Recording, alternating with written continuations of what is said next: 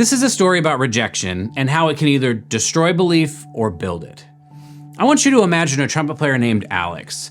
When Alex starts taking auditions, he's confident. He's been practicing hard, studying recordings, doing everything he's supposed to do. The first audition he takes, it doesn't go his way, but that's fine. He's got grit. He tells himself, everyone gets cut sometimes, I'll bounce back. The second audition comes and he gets the same result. The third, then the fourth, still no breakthrough. At first, he stays motivated. He doubles down and he practices more, studies harder, refines every detail. But after a while, something starts to change. Each rejection hits a little deeper. He walks off stage thinking, I thought I played pretty well. Why isn't this working? And slowly the belief he started with, the belief that he actually could win one of these auditions, starts to fade. It doesn't happen all at once, but after enough rejection, that spark turns to doubt. He still loves the trumpet, but it's getting harder to believe that he has a future playing the trumpet. A lot of players reach this point. They start their careers full of belief, and little by little, the audition circuit chips away at it. The motivation they began with begins to wane. Each rejection stings a little more than the last time, and they just start to interpret every no as proof that maybe they're not good enough. And when they start going to auditions believing they're not good enough, they aren't going to play with the kind of confidence that audition winners play with. But what if I told you that Alex has all the ability he needs, and that his problem is how he's facing these rejections? The truth is, rejection doesn't mean you're not good enough. It means your process isn't good enough. Yet. What I mean is that the problem isn't rejection itself. It's not having a system that helps you experience success often enough in the practice room to believe you can do it when it matters. That's what proper practice organization does.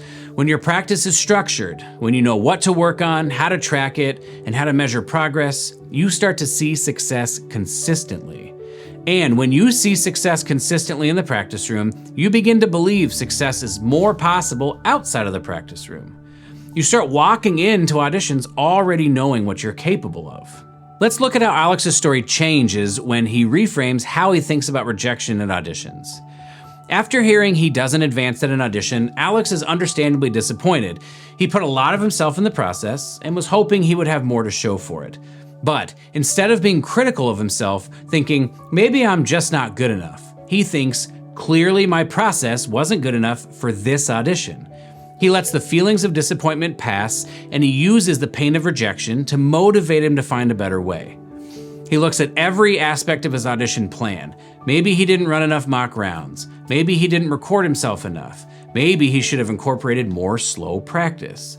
Alex puts his focus and energy on being critical of his process and not of himself. So he builds a new audition plan. He tracks his progress more effectively. He starts setting small, measurable goals for every audition, and little by little, he begins to experience small wins. Playing with his best sound more often, or feeling more confident in his approach, and hearing himself play with more music than ever before. Those wins help him build momentum, and before long, Alex begins to believe success was possible because the results in his practice sessions prove it. So, instead of taking rejection personally, use it as feedback. Use every no to look at where your process can improve. Every time you make that adjustment, your system gets stronger.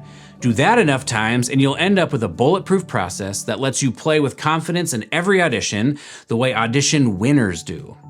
That's what true belief feels like. Rejection doesn't have to destroy belief, it can build it. If you want to learn how to use rejection to refine your process and build belief and hope for the future, click the link in the bio or the first pinned comment, and we'll see you in the next video.